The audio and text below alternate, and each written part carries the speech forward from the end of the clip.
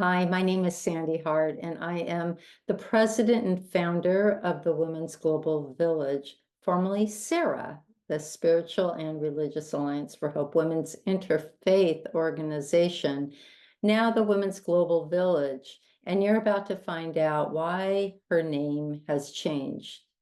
She has not changed. She has grown into something new. Who she was is still a part of the DNA, and who she is, and you're about to see why.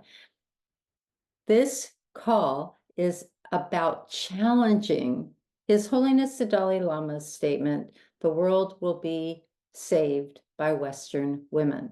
When I first heard that, I heard that as not a crowning of privilege or an entitlement or a declaration. I accepted that as a challenge. Are we really ready? Because through 22 years of being in the field of women's leadership, being led by and or leading in that capacity, I experienced a lot of reasons to question this theory, this statement, this clarion call. And it is a clarion call, but I think the call is for us to check in to make sure we really are ready so that we can lead where we need to go and to that unknown place that's calling us. So thank you for being here. And we're going to go back first to start and look at how we got here, why the conditions of our planet continue to recirculate, no matter what our efforts are, no matter how our civilizations advance, we continue to experience the same issues time after time, time after time. So once again, buckle up, and we're going to go back a few thousand years, maybe seven, and but we'll get through this in no time, and hopefully to give you a taste and an overarching understanding of where we've been. It's important that we start here at goddess worship, where the divine feminine in all her glory and all her biological, physiological, and everything about the presence of the feminine was honored and revealed. Goddess worship is as old as the Stone Age. Unearthed through the regions of North France, Asia, Turkey, Italy, just to name a few, these statues are evidence of our first human religions, demonstrating goddess worship and our reverence for the divine feminine, known as Venuses. Some of these date back to 25,000 years, which is significant, and I'm going to circle back to that. Also discovered were no signs of warfare. We found lots of goddess worship statues and statues that paid reverence to our relationship to our planet, yet no sharp tool, weaponry and that proved to us that problems were solved in a peaceful manner, not necessary to resort to violence. And then during the Neolithic age, we were in reverence and reciprocity with our natural relationship with Earth. Everyone knew her patterns, her offerings, and her limitations. We were not separate from our planet. They knew that honoring the stunning complexity of the woman is the same complexity as in nature. Our bodies are designed to create and regenerate, give life and find healing, midwife life, and midwife death. Moving us into the agrarian age, we discovered the power of planting a seed, then found a new defined relationship, one that we could control, reap from, and manipulate. The land and our animals became our property, not our partners. And now we must protect and defend them. And this is also where we start seeing signs of that warfare. This is really the great and the first separation from Earth, animals, and our neighbors, and the first signs of hierarchy of domination.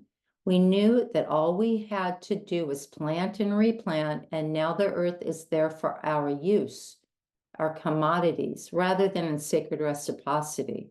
She is now belonging to us. And then we needn't look too hard to recognize that. Like Earth in our solar system, we flow with the rhythm of nature and the moon cycles, and we are the nurturers. We are so intimate and in rhythmic flow with our nature, and we know the medicine of the land. We were the healers. Later in the earliest civilizations, the Sumerians, and later in Egypt, we observed the great worship of the Divine Mother from 4500 to 1500 BC. Two notable goddesses from the following 2500 years were Inanna and Isis.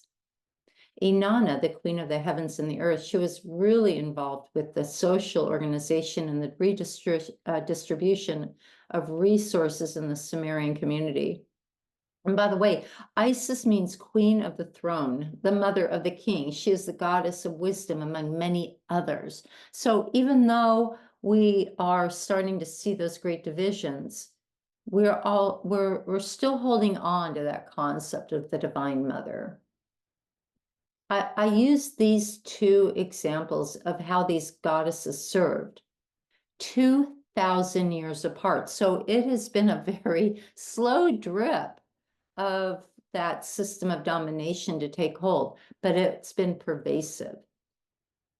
Now, it's important to remember that goddesses were really involved in the continuity of the divine kinship, nonetheless.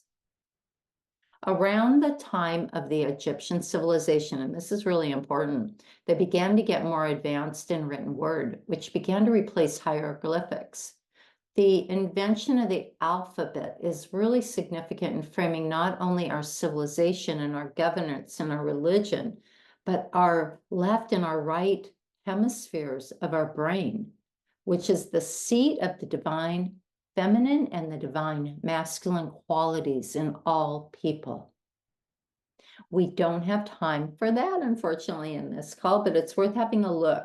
And books will be included in this, but I will mention right now, the alphabet versus the goddess is a pretty great place to start. And I also invite you to check out the book In Our Right Minds. Those are two really good books to check out.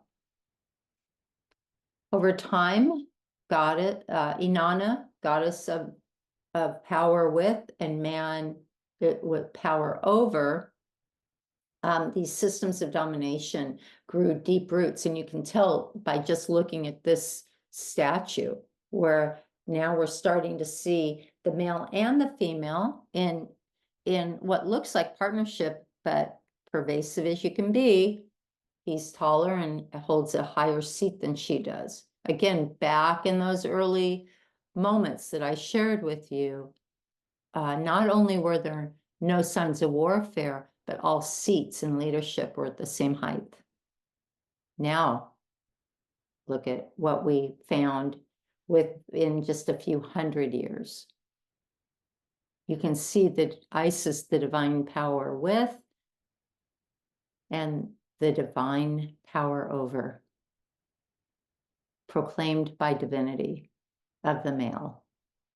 Here's a great demonstration of where we see that power hold move from power with to power over. Then came monotheism. But first, it's important to understand that Israelites also worship the goddess Asherah and Anat.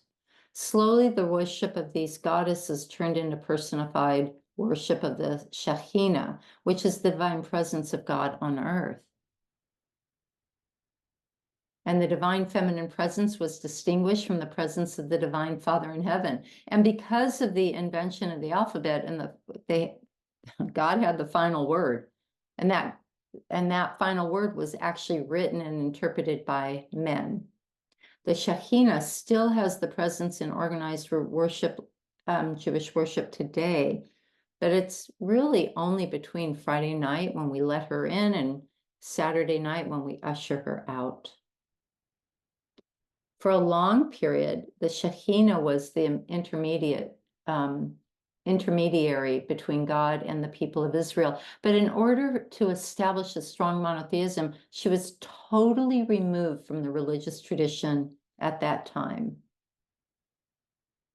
That would have been unfathomable in earlier civilizations. In pre-Islamic Arabia, we have many polytheistic religions and a deep worship for the different goddesses, such as Allat, Alazu, and Manat. The prophet of Islam, Muhammad, may peace be upon him, used the names of the goddess for people to follow his path. It's said that later he received a revelation from the angel Gabriel, and those verses in the Quran were later called the Satanic verses. Again, unfathomable in earlier civilizations. Like the mythology of Pandora being seduced by knowledge and temptation, the same is true for the story of Adam and Eve, demonstrating women and painting us in the corner to be punished. Unfathomable in earlier civilizations. Also punished was our relationship with the snake and is demonized in persecution over millennium. Once a symbol of rebirth, transformation, healing, and protection, now something to demonize our evil powers and be very afraid of. Religion then became and continues to be weaponized to both humans and animals. The burning times, religion became and again continues to be weaponized between the 15th and 18th century, otherwise known as the burning times, and known as the largest mass genocide of women of about 400 years, maybe more, punishing women for witchery and our healing ways. Unfathomable in earlier civilizations because those satanic ways were using earth to heal our problems. We're coming to women for wisdom and advice, looking at the stars for directions. The Burning Times persecuted women for their threat of to Christianity as agents of Satan. Until this time, witches were referred to as Wicca.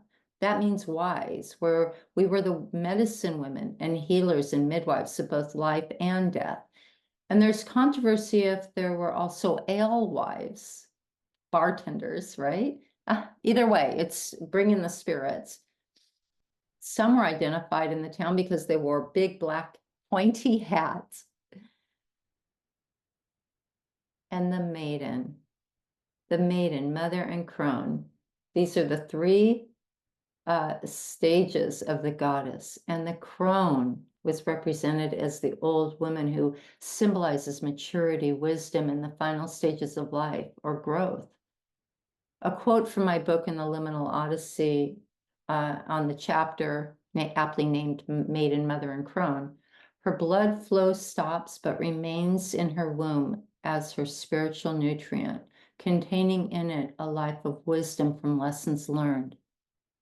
In this face, you see the maiden, the mother, and the crone.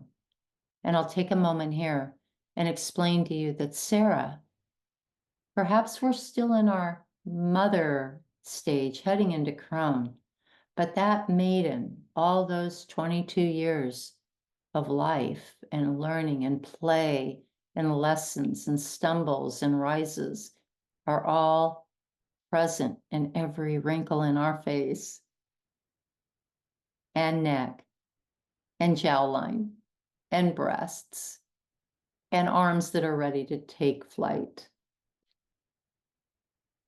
Here's how pervasively we have misunderstood our power and perpetuated the system of domination.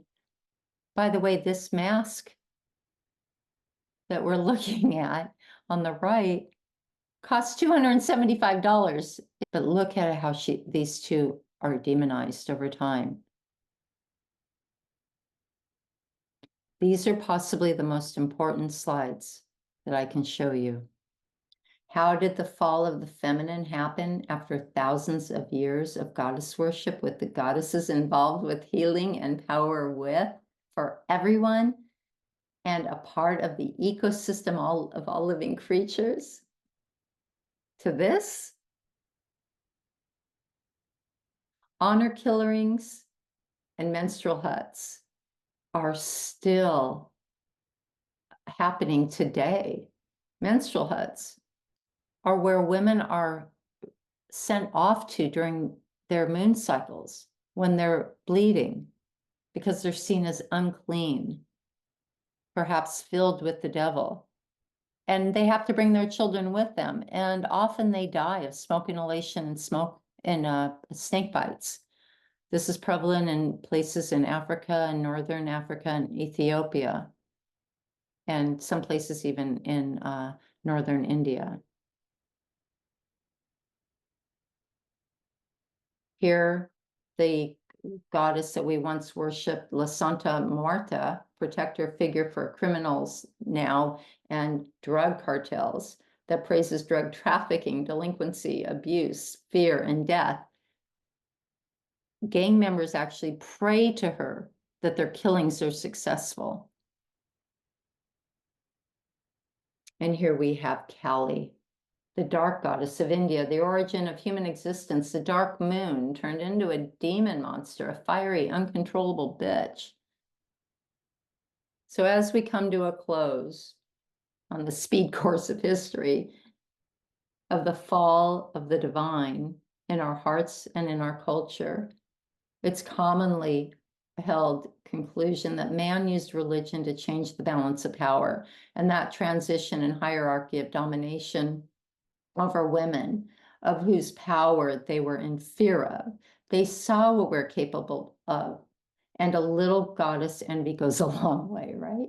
Over time, that power over culture taught not only every generation how to treat us as our inherited sin, but it taught us how to think of ourselves. And this is the underlying issue of why I think we have more work to do before we can crown ourselves with the Dalai Lama's statement. This is why we put ourselves in cages and are hung up by the systems of patriarchy, which it's very important to know that the male wound runs very deep. This is not the condition of the gendered male, and yet they have to succumb to it, and it is against their nature. So imagine the number that's done on the male soul. And if you are a man watching this, a gendered male watching this, perhaps you know what I mean. How is child trafficking fathomable? How is putting the female body in a cage fathomable? How is how we see ourselves in shame and guilt fathomable? As you can see, it's a slow drip. But what happens in every civilization is we become a little bit more awakened to our divinity. And right now, quantum physicists, theorists, futurists, visionaries are all tracking signs. Scientists now are all tracking signs that the veil is very thin and we are waking up in new ways. Perhaps it's why I was able to put this slide together. Perhaps it was why you are here, because you sensed that same curiosity. We're going to take a little speed course through the last 144 years. And this is really where we can relate. So in 1870, Julia Ward Howe wrote the Mother's Day Proclamation. Arise, then women of this day, arise all women who have hearts. And this statement you can find by just Googling the Mother's Day Proclamation. This was an outcry after the United States Civil War, where she wrote these 4 impeccable paragraphs, and I pulled the last sentence of every paragraph. We will not have great questions decided by irrelevant agencies. Our husbands shall not come to us reeking with carnage for caresses and applause. Our sons shall not be taken from us to unlearn all that we have been able to teach them of charity, mercy, and patience. Ha, the male wound. We women of one country will be too tender of those of another country to allow our sons to be trained to injure theirs. Disarm, disarm. The sword is not the balance of justice. And I'm going to add Also, the sentence, we hereby call for a General Congress of Women to address the great and urgent needs of peace. That's paraphrasing, but that explains Sarah's General Congress of Women initiative, which you can find on our website. That statement gave rise to the suffragist movement and the women's right to vote. That sentence that I just added is when Eleanor Roosevelt answered that call. She convened a General Congress of Women of all nationalities to address the great and urgent needs of peace and wrote the United Nations Declaration for Human Rights. Perhaps you have a copy of that in your pocket today. Little is it known that it was a General Congress of Women that wrote that. That then made possible for the feminist movement, pretty much matching male domination power over, now into just really owning that power, but how sustainable was it? It did give rise to programs and social awareness campaigns such as the Mary Tyler Moore Show and That Girl. These two programs were the fabric of my life. So I grew up believing that I could accomplish what Julia Ward Howe professed. However, we're not there yet. The Equal Rights Amendment has yet to be completely, it's been ratified. It's got enough votes from all the states, member states, yet it still hasn't been written into law. Then we were reminded with the Trump campaign of how far we have to go, because it's, look at the ugliness of patriarchy that's lurking in the shadows, now in plain glorious sight. Yet we now are able to experience and realize we've actualized a woman vice president, and at the time of this recording, campaigning to be president of the United States. And this year is 2024, and we are inching towards that right now. Yet with all of this progress, we have yet to say we have accomplished any one of these 4 sentences. This simple declaration, all that we know, all the history that we've been carrying and that we're aware of, this cycle of progress, and yet the very fundamental issues that prevent world peace right here. Here are just a few things that Sarah has accomplished in an effort to bring awareness. Here's our General Congress of Women, the death throes of patriarchy. We certify red tent facilitators, done an awful lot of programming with Grandmother Florida Mayo and the Indigenous grandmothers, bringing that wisdom, that crone wisdom. And we started Compassionate California, which has recently been endorsed into law. And you can find that at compassionatecalifornia.org. Very proud of that. That was birthed in a very small Sarah meeting in my backyard. So any rate, with all of the work that we're doing, we still haven't hit the mark, but I think we're going to get there now. This gave way to an invitation that I heard as serving on the Women's Task Force for the Parliament of the World's Religions in 2023. This one would be held in Chicago.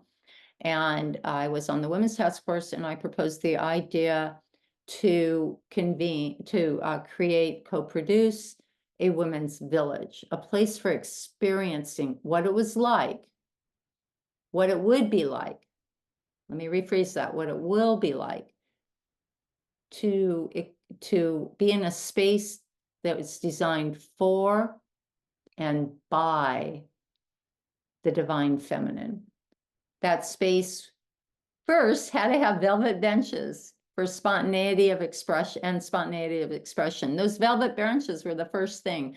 Because in previous parliaments or any conference, when you sit down to take a load off and you're sitting down next to somebody next to you, you are likely to sit there for a long time because you're about to find someone that's interesting to you from another place in the world. And this is where the juiciest conversations happen. So it was really important that we had comfortable benches for those moments. We wanted walls around our space to define it, but not walls. We thought something more. And the Women's Woven Voices tapestries appeared, and you're about to see those. These are story cloths that have been woven by thousands of women all around the world telling their stories. There had to be an earth altar, and we invited people from all over the world that were coming to the parliament to pack an item of nature from its resting place and bring it and add it to our earth altar that started out as a blank white table. We know that the staff has been passed to the feminine by indigenous prophecy and other prophecies. And so how did we represent that? You're about to see how. Yet not in what you might expect a staff to look like. We wanted to provide a space for spontaneous honoring, and things that happen, such as music and connecting, kind of surprised us. Not kind of, it surprised us. We did not prepare for anything. We just had to have a space that allowed for that. We knew we wanted to have all voices heard in the spirit of feminine leadership. And so we set up Let Your Voice Be Heard interviews. We knew that we wanted to create a space to feel safe and in community. We thought, well, we have lots of issues. The 12 critical areas of concern by the United Nations are a great place to start. So rather than telling people where to go find solutions to those issues, these real issues that we face every day, we decided to put up posters with a pen and let people tell us who they knew doing that work, and other people can see that. So we crowdsourced solutions, very feminine in co-creation, co-collaboration. Same with water as we did with earth. We invited people to bring a small vial of water in their suitcase of sacred waters, even if you didn't have a running stream or an ocean or a river or a lake nearby. Go to your tap, collect some water, pray over it, and put that in your suitcase and add it to our water ceremony. The mother tree, a representation of our connection to earth. And what we did was we invited people to bring items, I beg your pardon, to bring their prayers, their ancestors, and their dreams, and their wishes, and their goals, and lay them upon the mother on her trees, on acorns to be planted, and on her roots.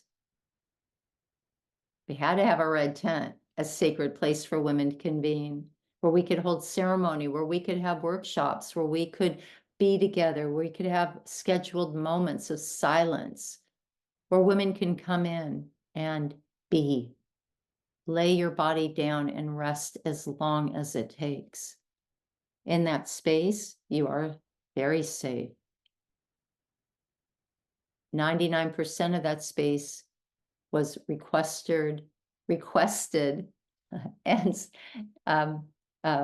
women only, gendered women only, because again, globally, women need a place to feel safe. But that place was also open for all who identified, and nobody was questioned. And we also had to have expressions of peace and action. Not on this list, but very present, were our crown making station that was full of silk flowers and seashells and ribbons, and a glue gun where women and men could make their own crown. And imagine us walking through the sterile halls of the Parliament of the World's Religions Convention Center, everywhere else, with our chin up and our shoulders back and our crown on top of our head, bringing that presence into the rest of the Parliament. Here are Women's Woven Voices tapestries. Brisha Kravaluk-Logan is the curator of them. These are woven by thousands of women all over the world, making 1,700 square feet. Our earth altar started as a white blank table. Here are those staffs. Some are ordained with natural crystals or feathers. It is said that instead of the sharp edges piercing the veil, we will accomplish our goals with the wisdom of the feather. Expressions of music. People just sauntering in with the instruments they happen to bring for various reasons at the Parliament. Here's our Let Your Voices Be Heard by Dale Allen. And again, we were surprised by how our benches would inspire, how our awesome sofa would invite. We managed to find a water fixture in the shape of a vagina and representing generational flow. And here's our water ceremony. 200 to 300 women contribute, but men were also invited to come into that ceremony and add their waters. And then we later took our water in a copper vessel down to Lake Michigan and offered our waters to her. Here's our crowdsourcing posters. And you'll see those lines and an attached pen where women could write, women and men were writing their, this is not a women only, it's a village to demonstrate the power of who we are, but crowdsourcing solutions. Here's that mother tree, look at that face. Those acorns are seeded now with those dreams. The leaves now have our prayers, and we can write our emphases on them. Here's Selena Fox leading a crone ceremony. We also did a maiden ceremony and another ceremony, sprinkling one another with rose petals, because none of us had a maiden ceremony before. Here's that crown making. Imagine these women walking around the Parliament, crowning their glory, and the women's peace tapestry woven together by women from Palestine and Israel, timely for today. At a glance, the village was not necessarily a sight to be held. I mean, we had limitations because we were in a union hall. We couldn't hang things from the ceilings and lighting was difficult. But that didn't matter. Throughout the whole week, we heard, I feel safe here. This whole Parliament should be a village. We heard from a podcaster who had me on her program that the village saved her life. I heard, I feel safe here, from 2 young girls. So it wasn't how we designed or curated that space, which took a lot of time and energy. It was the year-long weekly meetings, our small, carefully brought together a circle subcommittee of the Women's Task Force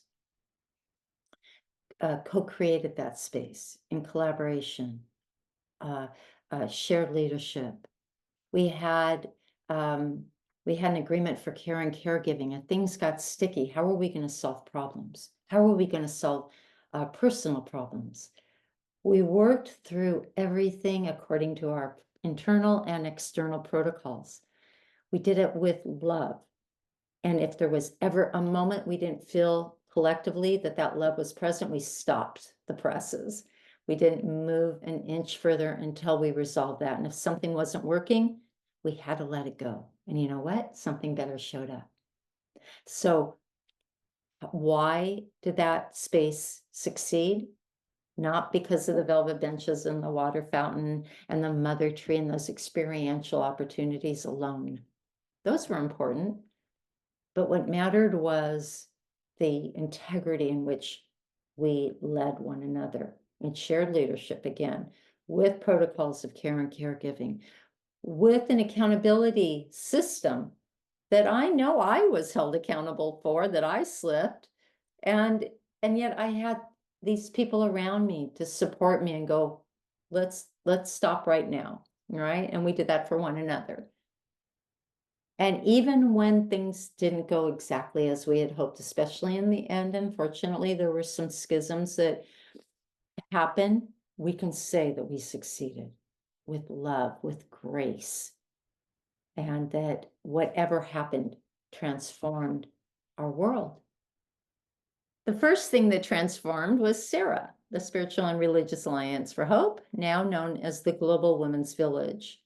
And because we learned in those weekly meetings that the real work is internal, the real work is in self-awareness and self-realization.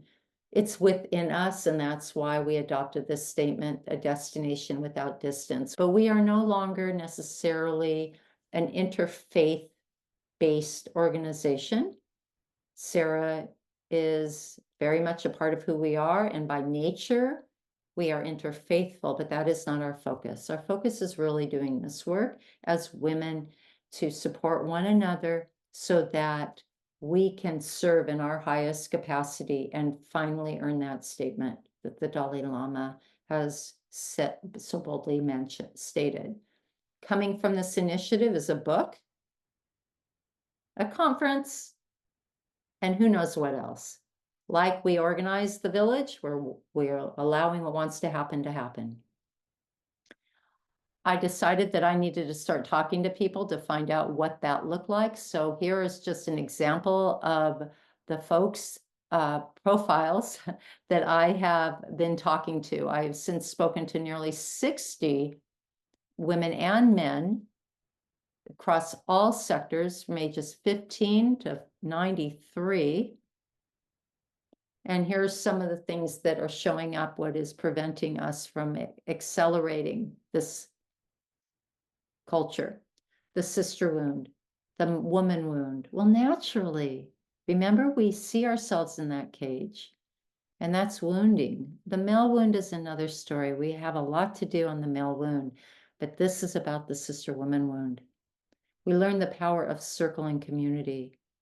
We learn that honoring important endings, redefining leadership. These are all things that came as pretty much bullet points from all the conversations that I've been hosting.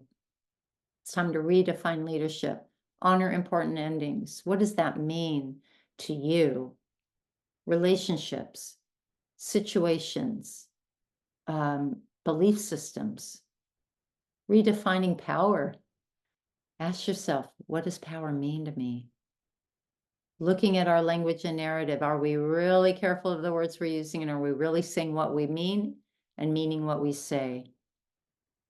And wow, this is so big. Question every assumption. As soon as you start questioning assumptions, your eyes open. Well, why am I doing this? Why am I in this relationship? Why do I have to buy this product? Why? It's my favorite word. Drove my mom crazy. Well, here's Dr. Riane Eisler's take on it. The domination trance. We have been walking through this world believing in that slow drip, that pervasive slow drip, and with just what quantum physicists refer to as the quantum flip, we just have to change our mind. And remember these things as gunk. What are we going to do? We got to clear that gunk. We have some work to do internally, but it doesn't have to be hard. We've got to go easy on ourselves. We really do. Men and women, I'm speaking to you. We need to go easy on ourselves, because that gunk, it's not our fault, right? And we give ourselves a break. And once we know it, we can't unknow it. We have no more excuses. And that's another thing, victimization. Let's not go there, all right? It doesn't serve anybody. It doesn't. Let's just face these things and do our good work. I offer a workshop, of course I do, on the compassion integrity training, which really dives into this. I've got a workshop coming up, and you can find that on the website, depending on when you're listening to this or watching this recording. So here's something to think about. Write this statement down, pause this video. What might be one assumption you have that deserves another look? Just one. You'll probably find 10. Here's some I found. The products I buy. I'm going to replace that why with me, because these are mine. But these are also things that I've explored in other women, but these are true to me. the relationships we are in, the words we use, our own power or lack thereof. What's preventing me from speaking my truth? Well, I first have to start and think by thinking about the words I'm saying to myself. Take the word just, J-U-S-T, out of your vocabulary and see what happens. I just have something important to add. No, I have something important to add. I just want to say something. No, I'm speaking. I have something to say. There's nothing rude about that. I just have something to say is being rude to your power, right? Who are you dedicated to right now? Whose oxygen mask are you, protecting with, right? So take a look at these things. They're our gifts. They're our birthright. And here's another one. How do you describe power? If you're like me, you will journal for days about this. What is power? How do you describe power? Having spoken to over 60 or about 60 people, I beg your pardon, so far, perhaps more by the time you're watching this, I never really got two of the same answers, and some are dramatically different. Many are very similar to, expressed in different ways. But if we don't know this simple word, how are we able to articulate it so other people understand what's in our head? It's that interesting, isn't it? Are people really hearing what I'm saying when I say power to you?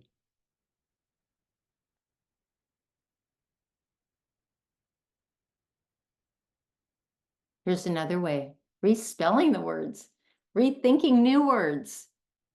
Empower is pretty much the word we know. What happens when we empower someone or ourselves?